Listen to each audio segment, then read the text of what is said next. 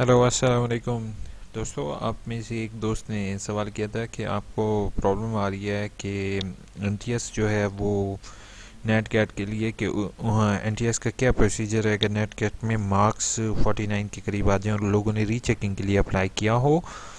तो आज की वीडियो में मैं आपको बताऊंगा कि रीचेकिंग के लिए अप्लाई कैसे करना है और रीचेकिंग का स्टेटस कैसे देखना है कि आपके रीचेकिंग में मार्क्स इंक्रीज़ हुए हैं कि या नहीं। अगर आपके मार्क्स इंक्रीज हुए हैं या फिर आपका स्टेटस क्या है, एप्लीकेशन मिली है या नहीं। पहली चीज़, एनटीएस कभी आपको कॉल या एसएमएस या ईमेल नहीं करती recording your updation of result, या आपके अपडेट कोई रिज़ल्ट वगैरह में कभी भी एनटीएस आपको नहीं करती। ना ही एनटीएस रिफ़ंड करती है फ़ीस अगर आपके मार्क्स इम्प्रूव हों या डिक्रीज़ हों।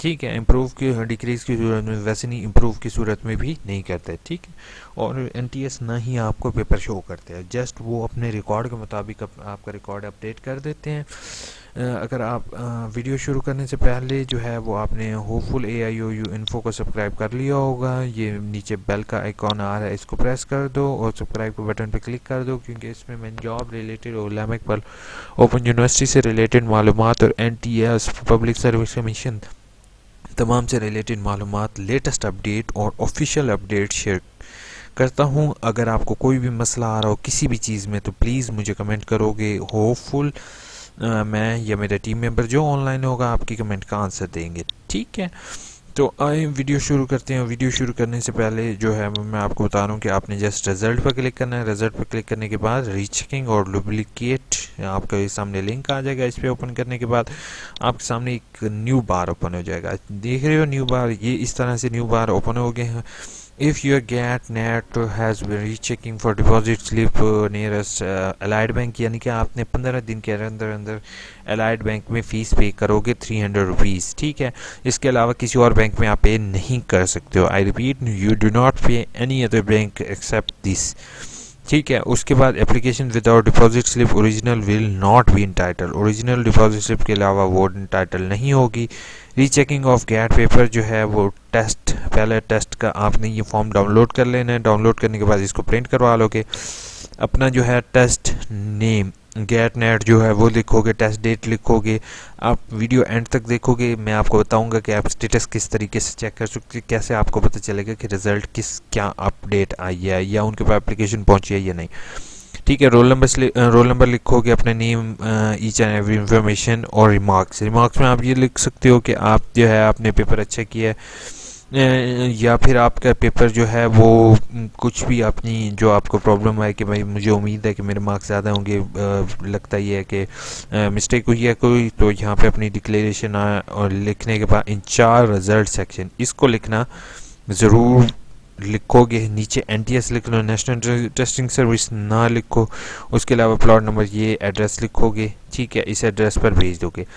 थर्ड, ये जो है वो HBL, यहाँ पर HBL दिया हुआ है, लेकिन आई थिंक सो इनमें कोई मिस्टेक हुई है। यहाँ पर इनके काम चेक करें आपके पीपल कि यहाँ पर ये अलाइड बैंक लिखा हुआ है, लेकिन अब डिपॉजिट स्लिप पर HBL है, तो आपने HBL में ये पे करनी है। ठीक है, क्योंकि ये अकाउंट नंबर HBL का है। One minute, just give me 1 minute, I have to check. ठीक है, यहाँ ये अकाउंट नंबर जो है वो HBL का है। आप जस्ट ये HBL में ही भर सकते हो और किसी जगह ये फीस नहीं पे हो सकती। ठीक है, HBL में आपको दोनों के ऊपर स्टैंप कर देंगे। ठीक है, एक कॉपी बैंक खुद रख लेगा, एक कॉपी आपको दे देंगे। आपने इसकी अपने किसी अच्छे कैमरे से अच्छी सी तस्वीर बना लेनी है ताकि आपके रिकॉर्ड में भी ये चीज़ रहे। तस्वीर मैं इसलिए कह रहा हूँ ताकि बाद में इसकी कलर्ड कॉपी भी आप करवा सकते हो। ठीक है, अक्सर लोग फ़ोटो कॉपी करवा देते हैं, लेकिन फ़ोटो कॉपी बाद में जो है वो आप कुछ भी इस्तेमाल नहीं कर सकते हो, यानी कि फ़ोटो कॉपी ब्लैंक होती है, वो ज़्यादा एक्सेप्टेड नहीं होती। अगर आप स्कैन कॉपी करवाते हो तो बाद में अगर रिज़ल्ट नहीं आ रहा होता या कोई भी इशू होता है तो वो आप उनको थ्रू ईमेल भी कर सकते हो। ठीक है, एप्लीकेशन विदाउट फीस ठीक हो गया। ये आपने करने के बाद अब क्या करना है, अब आपने जस्ट जो है एक हफ्ते के अंदर अंदर तकरीबन वो रीचेकिंग कर देते हैं। रीचेकिंग क्या, जस्ट फॉर्मेलिटी करते हैं। आपने click on rechecking your status, इस पर क्लिक करोगे, यहाँ पे जस्ट अपना रोल नंबर लिखोगे, सर्च करोगे, अगर उन्होंने देख ली कोई आपकी चेंजिंग की होंगी तो आपको सामने शो हो जाएंगी। अगर उन्होंने रिज़ल्ट में चेंजिंग ना की हुई तो यहाँ पर भी शो नहीं होंगी और ना ही रिज़ल्ट सेक्शन में। तो मैं आपको इन शॉर्ट यही कहूँगा कि रीचेकिंग करवाने का कोई फ़ायदा नहीं है। अगर आप पिछले 50% एनटीएस के नेट गेट के रिज़ल्ट देख लो तो ये तकरीबन 50% को पास और 50% को फेल करते हैं।